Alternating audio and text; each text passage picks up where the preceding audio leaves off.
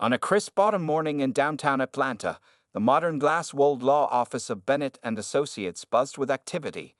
Sarah Bennett sat at her mahogany desk, her dark-rimmed glasses perched on her nose as she reviewed case files.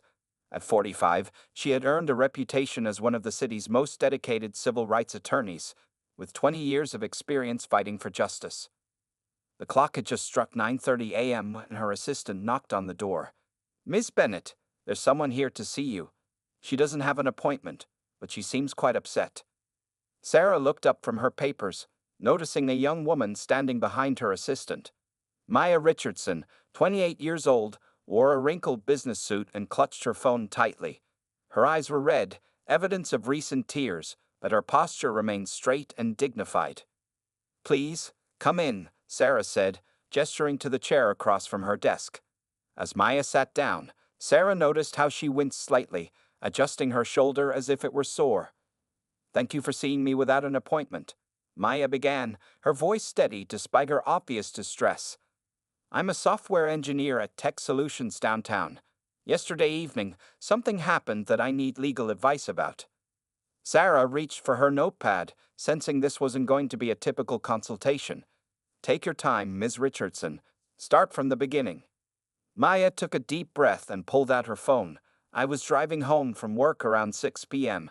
I had just left a meeting with clients, which is why I was dressed like this. Officer James Conroy pulled me over on Peachtree Street. He claimed I had run a yellow light, but I knew that wasn't true." As Maya spoke, she pulled up a video on her phone. Her hands trembled slightly, but her voice remained calm. "I always keep my phone's dashboard mount recording when I drive. It's something my father taught me to do. The video shows the light was still green when I passed through." Sarah watched the footage carefully. The traffic stop started routinely enough, but things quickly escalated when Officer Conroy approached Maya's window.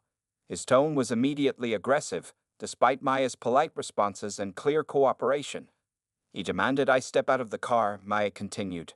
"When I asked why, since I had already provided my license and registration," she paused, collecting herself. "That's when things got worse." The video showed Officer Conroy, a tall man with 17 years on the force, yanking Maya's door open. When she calmly asked again why she needed to exit the vehicle, he became visibly agitated. The situation reached its breaking point when Maya informed him she was recording the interaction.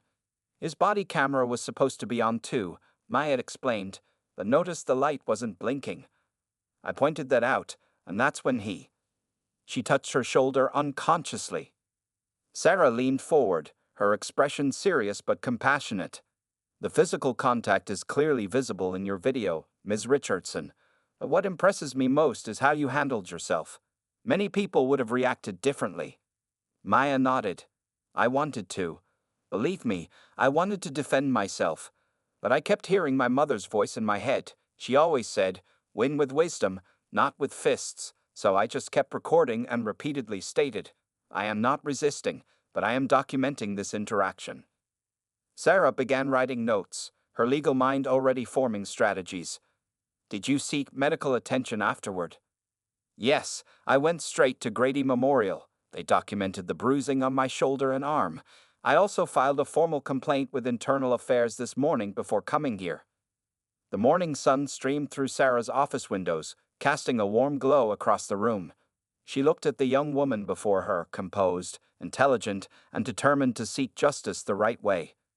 "Ms. Richardson," Sarah said, removing her glasses, "what happened to you was wrong on multiple levels. But your response, that's how real change happens. You gathered evidence, followed proper procedures, and sought legal counsel instead of taking matters into your own hands." Maya's shoulders relaxed slightly, hearing the approval in Sarah's voice. "So you'll help me?" Sarah stood up, walking around her desk. "Yes, but I want to do more than just help you file a civil suit. I see an opportunity here to push for systematic changes in the department. Are you prepared for that kind of journey? It won't be quick or easy, but it could make a real difference." Looking up at the attorney, Maya's expression showed newfound hope mixed with determination. "Miss Bennett, that's exactly what I want. Not just justice for me, but changes that ensure this doesn't happen to anyone else." Sarah nodded, already reaching for her phone to start making calls. This case, she sensed, could be the catalyst for real transformation in the city's law enforcement practices. The journey ahead would be challenging, but with Maya's dignity and determination, combined with Sarah's experience and legal expertise, they had a real chance at creating lasting change. Maya's living room became a makeshift command center the following morning. She sat cross-legged on her couch, surrounded by papers, her laptop open beside her. The bruises on her shoulder had darkened overnight, but her resolve had only grown stronger.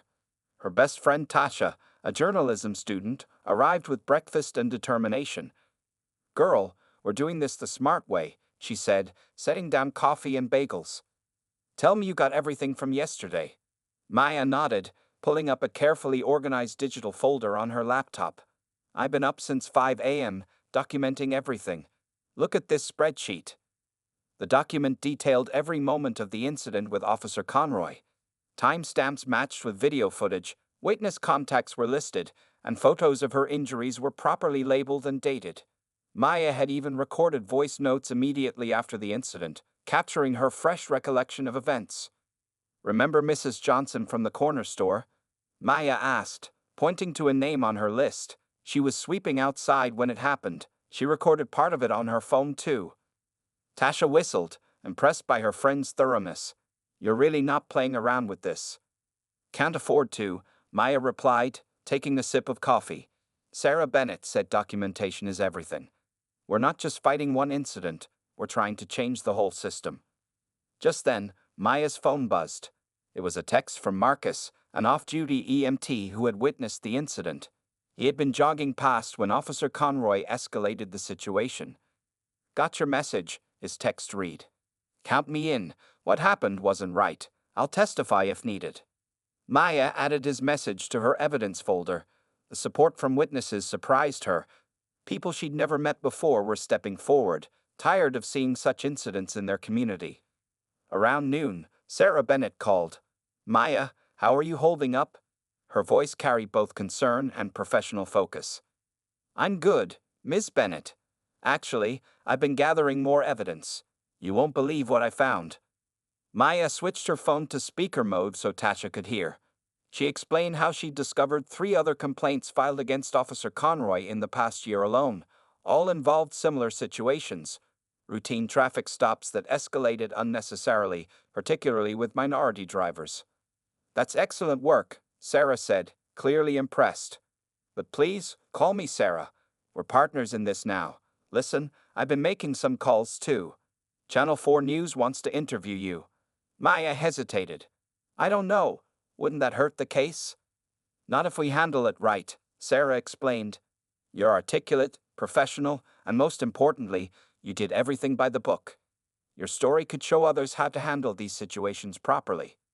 While they talked, Tasha gestured excitedly at Maya's phone. On social media, the short clip of the incident that had been shared was gaining attention. But unlike many viral videos of police encounters, the comments praised Maya's composure and dignity. "Remember," Sarah continued, "we're not just building a case against one officer. We're building a movement for change. Your calm response in the face of aggression, that's powerful. It shows strength doesn't always mean fighting back physically." After the call ended, Maya walked to her window, looking out at her neighborhood. Children played basketball in the street, elderly neighbors chatted on their porches, and patrol cars occasionally rolled past. She touched her bruised shoulder gently. "You know what's crazy?" she said to Tasha. "When it was happening, I was terrified. But I kept thinking about my little brother. He's starting to drive soon. This can't be his future." Tasha joined her at the window. "That's why this matters. You're not just fighting for yourself." Maya's phone buzzed again. This time it was a message from Reverend Jackson, their local community leader. He wanted to organize a peaceful community meeting to discuss police reform. He specifically requested Maya speak about the importance of documenting encounters and seeking legal recourse. "See," Tasha grinned. "You're already inspiring people." Maya returned to her laptop, adding Reverend Jackson's message to her evidence folder. Each piece of documentation, every witness statement, all the messages of support, they were building blocks for something bigger than herself. As the afternoon sun filled her living room, Maya felt a mix of emotions: determination, hope, and a deep sense of responsibility. She wasn't just collecting evidence for a lawsuit anymore. She was gathering momentum for change. And she would do it the right way, with dignity and purpose, one documented step at a time. Okay, she said, straightening her shoulders despite the pain.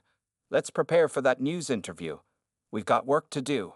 The community center buzzed with energy as people filled every available seat. 3 days after Maya's incident, more than 200 residents gathered for what was supposed to be a small community meeting. The crowd spilled out into the hallway, a mix of concerned citizens, community leaders, and even some police officers who had come on their own time. Reverend Jackson stood at the podium, his deep voice carrying through the room.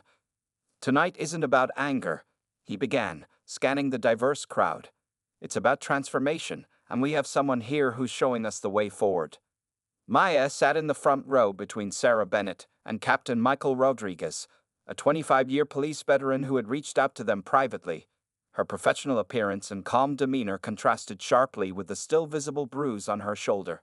As she walked to the podium, phone cameras raised throughout the audience. The local news crews positioned their cameras, but Maya wasn't nervous. She had practiced her speech with Sarah, focusing on solutions rather than blame. My name is Maya Richardson, she began, her voice steady. 3 days ago, I experienced something that no citizen should face. But I'm not here to talk about what happened to me. I'm here to talk about what we can do to prevent it from happening to anyone else. The room fell silent as Maya played selected clips from her dashboard recording. But instead of just showing the confrontation, she paused at key moments to explain the legal rights and proper responses in such situations. Notice how I kept my hands visible, she pointed out. How I stated clearly that I was recording for everyone's safety. These aren't just reactions, they're rights we all have and should exercise responsibly. Captain Rodriguez nodded from his seat. During the planning meeting, he had surprised everyone by offering to speak in support of Maya's approach. Now, he stood and walked to the podium when she finished. What Ms. Richardson did, he said, his police badge gleaming under the fluorescent lights, was textbook perfect citizen response. As someone who's trained officers for 15 years, I can tell you, this is how we build trust. The unexpected alliance between Maya and Captain Rodriguez caught everyone's attention. Here was a young black woman and a veteran police officer standing together for change. From the audience, a hand shot up.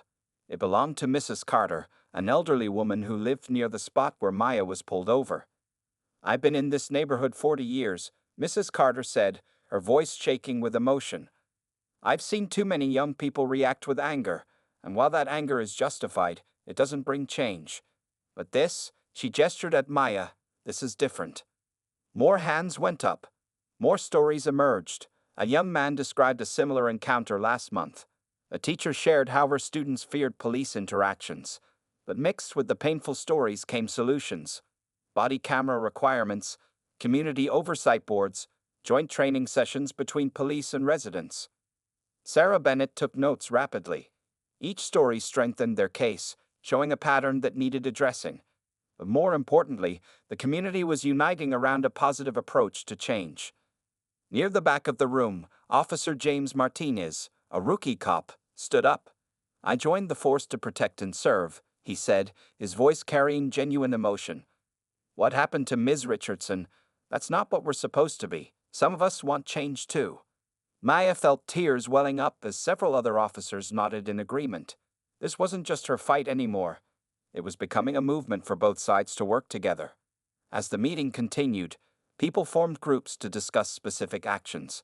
Some focused on legal rights education, others on police community dialogue programs. Maya moved between the groups, amazed at how her personal incident had sparked such constructive energy. This is exactly what we needed, Sarah whispered to her during a break. Not just witnesses for the case, but partners for change. The meeting ran 2 hours longer than planned. Nobody wanted to leave. Phone numbers were exchanged, committees formed, and follow-up meetings scheduled. Captain Rodriguez even proposed regular community police forums, with Maya as one of the facilitators. As people finally began to leave, a young girl approached Maya. She couldn't have been more than 12. My brother got angry at a police officer last week, she said quietly. I'm going to tell them about you, about doing it the right way. Maya knelt down to the girl's level. feeling the weight of responsibility in that simple statement. Tell them it's not about being weak, she replied. It's about being wise, and wisdom is stronger than anger any day. The community center slowly emptied, but the energy of change remained. Maya had shown them a different path, not of submission or aggression, but of dignified, strategic resistance. And in that packed room on a warm evening, a new chapter in police-community relations had begun. The sun hadn't risen yet when Sarah Bennett's office came alive with activity. 1 week after Maya's incident, the small conference room looked like a war room. Papers covered the walls, filled with reports, statistics, and photographs. Maya and Sarah sat surrounded by 3 police accountability experts who had flown in from different states to help build their case. "Look at this pattern," said Dr. Rodriguez, no relation to Captain Rodriguez, pointing to a timeline they had created. She was a former internal affairs investigator turned police reform consultant. Officer Conroy has had 8 similar complaints in the past 2 years. All mysteriously disappeared from his record. Maya leaned forward, adjusting her glasses. The bruises on her shoulder were fading, but her determination had only grown stronger. On her laptop screen, she pulled up a database she had created, tracking every reported incident involving Officer Conroy. The system was designed to hide these patterns, Sarah explained, spreading out more documents. But Maya's case is different. We have video evidence, medical records, multiple witnesses, and most importantly, community support. Just then, Maya's phone buzzed. It was a text from Marcus, the EMT witness. "Just got something you need to see," his message read. "Can I stop by?" 20 minutes later, Marcus rushed into the office, still in his EMT uniform from his night shift. He pulled out his phone, showing them body camera footage from a different officer who had arrived at the scene of Maya's incident as backup. "My partner's cousin is that backup officer," Marcus explained. "He's been troubled by what he saw, decided to come forward." The experts huddled around the phone. The new angle showed Officer Conroy clearly turning off his body camera before approaching Maya's car, a direct violation of department policy. "This is huge," Sarah said, immediately making copies of the footage. "It shows premeditation. He knew what he was about to do wasn't right." As they worked, more evidence kept arriving. Community members who had attended the meeting began sending in their own stories. A pattern emerged. Officer Conroy targeted specific neighborhoods, specific types of drivers, and always during hours when he thought no one was watching. Around noon, Captain Rodriguez arrived with more internal documents. He had risked his career by bringing them, but as he said, sometimes doing what's right means being brave enough to show what's wrong. The documents revealed that Officer Conroy had been transferred from 3 different precincts before arriving at his current post. Each transfer followed similar complaints, but they were buried under paperwork and procedure. "The system isn't broken," Dr. Rodriguez observed, reviewing the transfers. "It's working exactly as it was designed, to protect officers like Conroy. That's what we need to change." Maya stood up, walking to the wall of evidence. She touched a photo of her car from the night of the incident. "It's not just about one bad officer anymore, is it?" Sarah shook her head. "It never was, but now we have proof of the bigger problem. And more importantly, we have proof that good officers like Captain Rodriguez want change too." The team worked through lunch, ordering pizza as they built their case. They weren't just preparing for a lawsuit. They were creating a blueprint for departmental reform. Late in the afternoon, Maya's phone rang again. It was Mrs. Johnson from the corner store. "You need to come see this," she said excitedly. "Remember how I said my store camera might have caught something? Well, I found the footage." Within an hour, Mrs. Johnson's security camera footage was added to their wall. It showed Officer Conroy's patrol car parked outside her store before Maya drove by, suggesting he had been waiting to target someone. "This isn't random," Sarah declared, connecting new strings on their evidence board. "This is systematic, and now we can prove it." As evening approached, the team had built an airtight case showing not just one incident of misconduct, but years of systematic problems and cover-ups. Maya's case wasn't just strong, it was potentially historic. "Tomorrow," Sarah announced, gathering everyone around the conference table, "we take this to the police chief. But remember, our goal isn't to destroy the department, it's to help fix it." Maya nodded, looking at their wall of evidence. What had started as one frightening traffic stop had unveiled a system in desperate need of change. But unlike similar cases before, they had something different: solid evidence, community support, and allies within the police force itself. As they packed up for the day, Captain Rodriguez paused at the door. "You know what makes this different?" he asked. "You're not just showing what's wrong. You're showing how we can make it right." Maya smiled, tired but determined. Tomorrow would be another big day in their journey toward justice, not just for her, but for an entire community ready for change. 2 weeks after the incident, Maya stood before a packed city council meeting. The chamber buzzed with anticipation. Community members, media, and police officers filled every seat. Her navy blue suit conveyed professionalism, while her calm demeanor commanded respect. "Today," Maya began, her voice clear and steady, "I'm not here to talk about revenge. I'm here to talk about reform." She gestured to the thick stack of documents in front of her, evidence collected over the past weeks. Sarah Bennett sat nearby, watching her client transform from a victim into a leader. Behind them, rows of supporters wore blue ribbons, a symbol they'd chosen to represent peaceful change. Even more powerful was the presence of several officers in uniform, including Captain Rodriguez, showing their support for reform.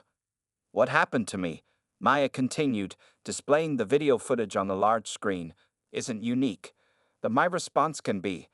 Instead of a single lawsuit seeking damages, we're proposing a class action case aimed at systematic change."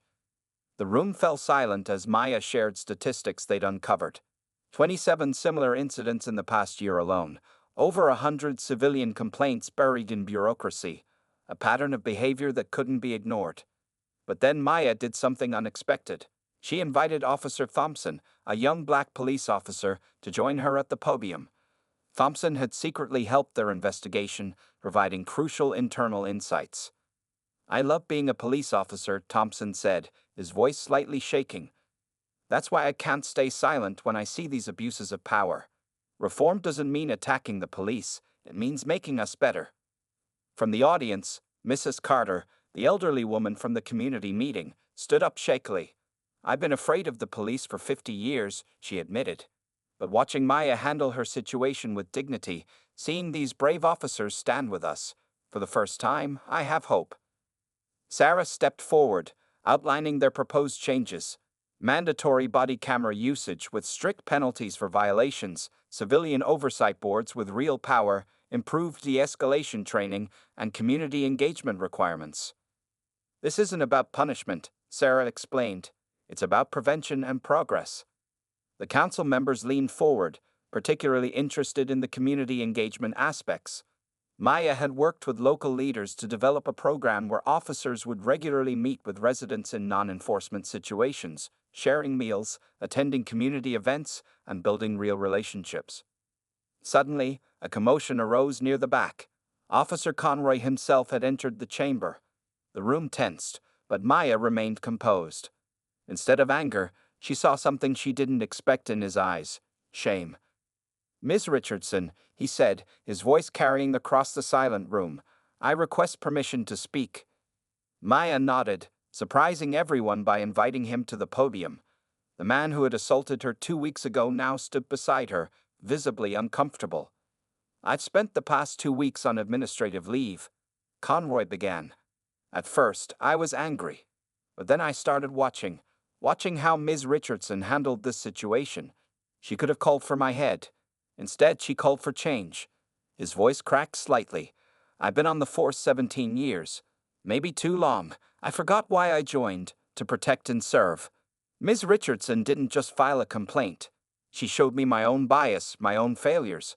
I'm not here to defend my actions. I'm here to support her calls for reform."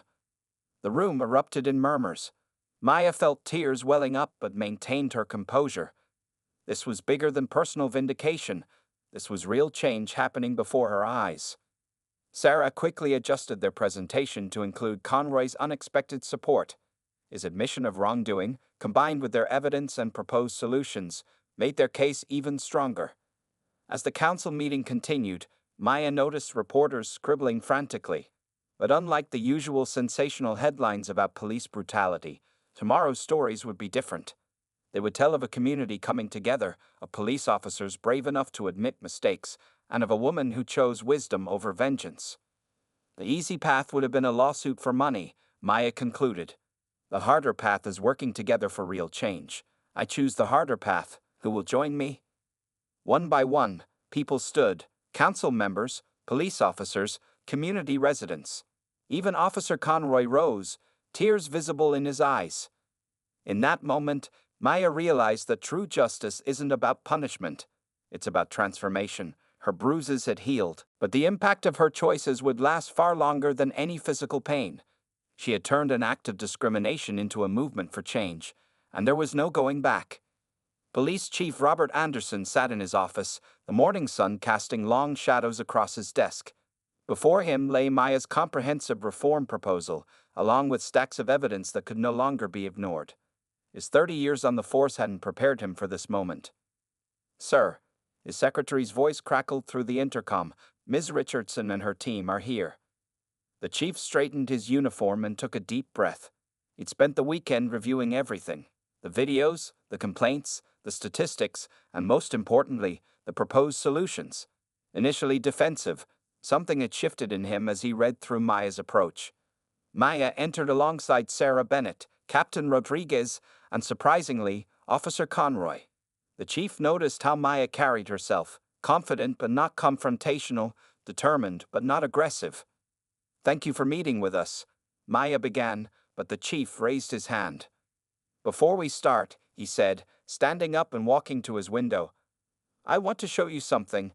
He pointed to the street below where officers were starting their morning patrol. "Every morning, I watch them leave, hoping they all come back safe. But lately, I've been wondering, do our citizens feel that same hope when they see our officers?" The room fell silent. This wasn't the defensive response they'd expected. "Ms. Richardson," the chief continued, turning back to face them, "your case could destroy this department. You have enough evidence to make headlines for months. But instead, you're here with solutions." He picked up the reform proposal. "I've read this 5 times. It's not just complaints. It's a roadmap for change. And the most surprising part? My own officers support it." Captain Rodriguez stepped forward. "Sir, we've already had 40 officers volunteer for the community engagement program Maya proposed. They want to be part of the solution." The chief nodded, then did something unexpected. He removed his badge and placed it on the desk. "This badge was my father's. He served during the civil rights era. He used to tell me, the best way to protect this badge is to admit when it's been tarnished."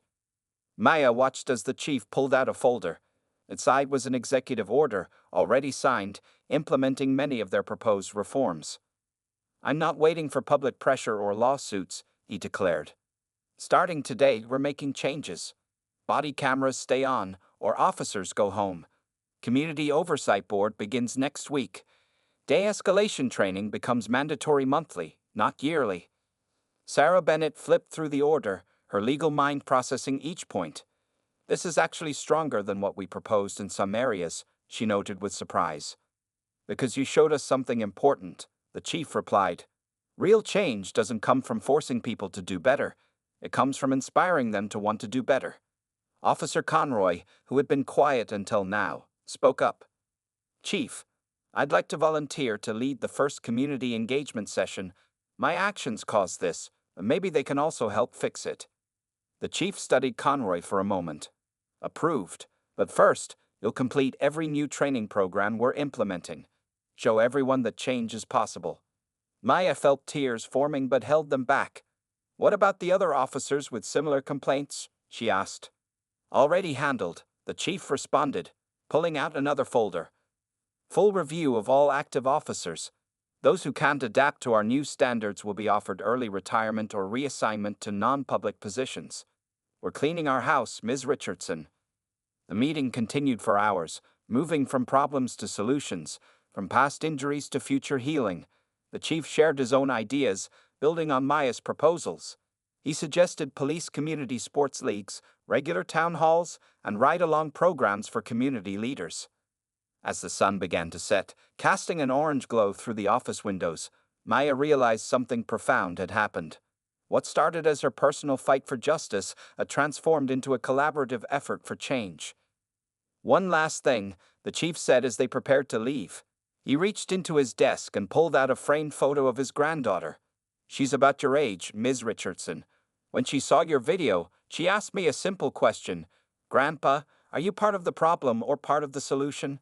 Today, I can finally give her the right answer." Maya touched her shoulder, where the bruise had finally faded completely. Sometimes, she realized, the deepest wounds heal by helping others prevent similar injuries. As they left the chief's office, she knew that today marked not just the end of her case, but the beginning of real transformation in her community. 1 month after the chief's decision, Officer James Conroy stood nervously in front of the community center's main hall. The room was filled with residents, fellow officers, and community leaders. Today marked his first day back on active duty, but before returning to patrol, he had something important to do. Maya sat in the front row, watching the man who had once hurt her prepare to address the crowd. Beside her, Sarah Bennett squeezed her hand supportively. The past month had transformed both of them, Conroy through intensive training and self-reflection, Maya through her emerging role as a community leader. "I never thought I'd be standing here," Conroy began, his voice shaking slightly. "A month ago, I was the problem. Today, I want to be part of the solution." He turned to face Maya directly. "And it's because one person chose wisdom over anger." The room was silent as Conroy shared his journey.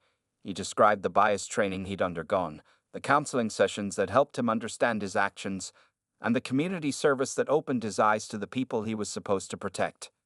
"I spent 17 years thinking I was a good cop," he admitted. "But I wasn't serving the community. I was policing it. There's a big difference." Dr. Williams, the bias training expert who had worked with Conroy, stepped forward. "Officer Conroy's transformation wasn't easy," she explained. "But it proves that change is possible when someone is willing to confront their own prejudices." From the audience, Mrs. Carter raised her hand. "Officer Conroy, you stopped my grandson last year. He was terrified. What would you do differently now?" Conroy took a deep breath. "First, I'd make sure my body camera was on. Not because I have to, but because transparency protects everyone. Second, I introduce myself as a human being, not just a badge. And most importantly, I remember that my job is to serve and protect, not to intimidate." Throughout the session, more community members shared their experiences. Instead of becoming defensive, Conroy listened, acknowledged their pain, and discussed how the new training had changed his approach. Captain Rodriguez joined them on stage. "Officer Conroy has completed every new training program we've implemented," he announced. But more importantly, he's requested to become a trainer himself, sharing his story with other officers who might be struggling with similar biases. Maya stood up, surprising everyone by walking to the podium. "A month ago, I was afraid of Officer Conroy," she said clearly. "Today, I'm proud of him, not because he's perfect, but because he's proving that growth is possible." Conroy wiped tears from his eyes as Maya continued. "This isn't about forgetting what happened. It's about learning from it. Officer Conroy isn't just taking responsibility. He's helping create a new model of policing." The chief, who had been quietly observing from the back, stepped forward. "Starting next week, Officer Conroy will be partnered with community leaders for joint patrols. They'll be teaching our new officers about his transformation while learning from our residents." Young officers in the audience paid close attention. Conroy's story was becoming a powerful teaching tool within the department, a real-world example of how confronting one's biases could lead to better policing. "I have one request," Conroy said near the end of the session. "Don't call this a success story yet. This is just the beginning. Judge me by what I do from here forward, not by 1 month of training." After the formal session ended, something remarkable happened. Community members didn't rush to leave. Instead, they formed small groups with officers, sharing stories, contact information, and ideas for building trust. Maya watched as Officer Conroy spoke with Mrs. Carter's grandson, no longer a figure of fear but a symbol of change. The young man's tense shoulders gradually relaxed as they talked about basketball and his college plans. Sarah Bennett leaned over to Maya. "You know what's amazing? This isn't just about Conroy anymore. Look around." Maya nodded, seeing what Sarah meant. Throughout the room, other officers were having similar conversations, learning about the community they served. The wall between police and residents was slowly coming down, one conversation at a time.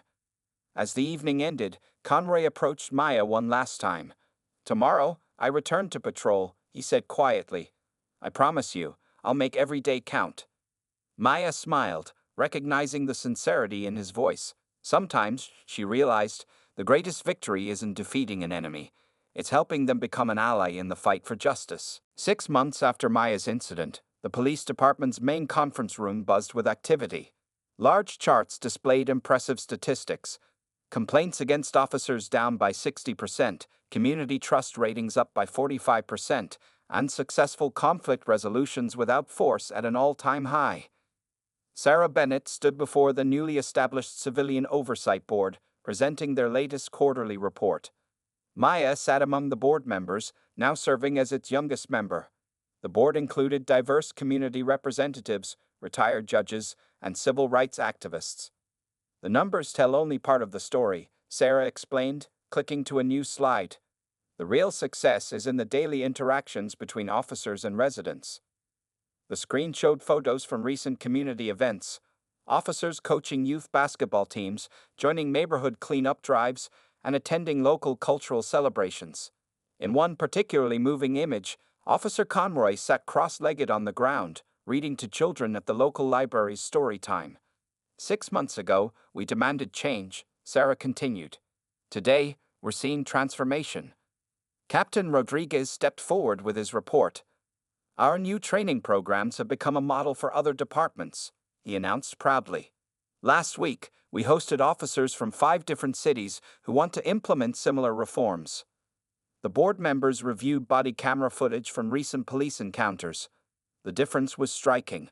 Officers introduced themselves by name, explained their actions clearly, and showed remarkable patience in tense situations. "Look at this de-escalation technique," Maya pointed out during one video review. "Officer Martinez used the exact protocol we developed in our community workshops." The footage showed a potentially volatile situation with a teenage driver. Instead of immediately asserting authority, Officer Martinez had engaged in conversation, explained the reason for the stop, and even called the teen's parents to come to the scene. What could have been another tragic headline became a teaching moment. Chief Anderson joined the meeting, carrying additional files. "We've implemented every reform proposed," he reported. "But our officers have gone beyond requirements. They're creating their own initiatives." He shared how Officer Conroy had started a mentorship program, pairing officers with at-risk youth. The program had already shown promising results, with juvenile arrests dropping significantly in participating neighborhoods. Mrs. Johnson, now serving as the board's community liaison, shared feedback from her neighborhood. "People aren't afraid anymore," she said simply. "When police cars drive by, children wave instead of running inside." The board then reviewed their new accountability measures. Every complaint was now thoroughly investigated, with results reported publicly. Officers with exemplary community service records received recognition, creating positive incentives for good policing. "But our biggest success," Maya noted, "is the change in culture." She pulled up survey results showing that 80% of officers now voluntarily attended community events off duty. Sarah presented their next phase of reforms: expanding mental health response teams, creating youth police academies focused on building understanding, and developing cultural competency programs. Suddenly, a young officer named Rachel Chen asked to speak. "I joined the force 2 months ago," she said. "During training, Officer Conroy shared his story. He taught us that true strength isn't in showing power, it's in showing humanity." The board members nodded approvingly. Officer Chen represented the new generation of police officers they hoped to cultivate, educated in both law enforcement and community relations. Near the meeting's end, they reviewed their emergency response protocols. The new system required 2 officers for routine stops, with at least one being familiar with the neighborhood. Body cameras automatically activated when officers left their vehicles, and community members could request footage through a simplified process. "We're not just preventing bad policing," Chief Anderson observed. "We're redefining good policing." Maya looked around the room, remembering the fear and anger she'd felt 6 months ago. Now, She saw partners in progress, officers and citizens working together for meaningful change. The meeting concluded with planning for their first annual Community Police Unity Festival. The event would celebrate their progress while acknowledging the work still ahead. As board members gathered their materials, Officer Conroy entered with exciting news. Their reform model had been selected for a national pilot program. Other cities wanted to learn from their experience. 6 months ago, we were a cautionary tale, Maya reflected. Now we're a success story. Sarah smiled, gathering her files. No, Maya, we're better than that. We're proof that when people choose courage over fear, wisdom over anger, and unity over division, real change is possible. The sun set outside the conference room windows, casting a warm glow over the city they were all working to protect and serve, together. 1 year to the day after Maya's traffic stop incident, she stood at the podium in the police academy's main auditorium. Before her sat 200 fresh-faced police cadets, alongside veteran officers from departments across the country. The event, the first national conference on community-oriented policing reform. Maya looked different now, more confident, wearing a navy blue blazer with a silver pin that read Bridge Builder. The bruise on her shoulder had long since faded, but the impact of her actions had only grown stronger. A year ago, she began, gesturing to the screen behind her showing the dashboard camera footage. This could have been just another tragic headline. Instead, it became a blueprint for change. In the front row, Officer Conroy sat beside Chief Anderson. Both men now served as national speakers on police reform. Their story, of an officer's transformation and a department's renewal, had captured attention nationwide. But I'm not here to talk about the past, Maya continued. I'm here to show you our future. She clicked to the next slide, revealing impressive statistics from their first year. Sarah Bennett joined her at the podium, adding legal context to their success story. In 12 months, we've seen a 75% reduction in use of force incidents, a 90% increase in positive community feedback, and zero, I repeat, zero, unjustified arrests in our jurisdiction. From the audience, a young cadet raised her hand. But how do you maintain officer morale with so many new rules? Officer Conroy stood to answer this one. They're not rules, he explained. They're tools. When you build trust with your community, your job becomes safer and more rewarding. I'm a better officer today than I ever was before. The presentation continued with video clips showing their new programs in action. Community members and officers playing basketball together, joint patrol ride-alongs, cultural celebration events, and youth mentorship programs. Each clip demonstrated the transformation from us versus them to we're in this together. Captain Rodriguez presented their new training protocols, now being adopted by departments across the country. Every traffic stop is an opportunity, he explained. An opportunity to either build trust or break it. We choose to build. Maya shared personal stories from the past year. She told them about Mrs. Carter's grandson, now interning at the police department, about Officer Chen's community garden project that brought residents and officers together, about the monthly dinners where officers and community members shared meals and stories. But our proudest achievement, Maya revealed, is what didn't make headlines this year. She showed a blank screen. No viral videos of confrontations, no protests, no tragic encounters, just daily examples of mutual respect and understanding. Chief Anderson took the stage next, his voice carrying years of experience. We're not just changing policies, he declared. We're changing police culture itself. Every cadet in our academy now spends as much time learning about community engagement as they do about tactical training. The presentation shifted to their newest initiatives, a mental health response unit where officers partnered with counselors, a youth police academy that taught both law enforcement and community relations, a citizen advisory council that participated in officer evaluations. Suddenly, an elderly man in the back stood up. Everyone recognized him, retired Officer Frank Miller, a 30-year veteran known for resisting change. I was wrong, he announced, his voice trembling. I thought all this reform would make us weak. Instead, it made us stronger. As the conference neared its end, Maya shared their vision for the future. Plans for a national training center, expansion of their programs to rural areas, and new technology to enhance transparency and trust. But remember, she emphasized, technology and training are just tools. The real change happens in hearts and minds. She concluded by inviting Officer Conroy to join her on stage. Together, they stood, the woman who could have sought revenge and the officer who chose redemption. Their handshake brought the audience to their feet. "A year ago, we were adversaries," Maya said over the applause. "Today, we're partners in progress." That's the power of choosing wisdom over anger, understanding over fear, and unity over division. As the standing ovation continued, Sarah Bennett watched from the side, tears in her eyes. The legal case that could have divided a community had instead united it. The incident that could have ended careers had instead transformed them. Maya's final words echoed through the auditorium. This isn't just a story about police reform.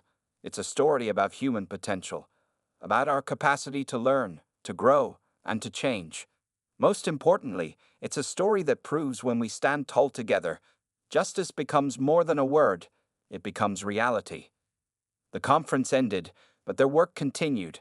For Maya, Officer Conroy, and countless others, this wasn't just a happy ending, it was a new beginning.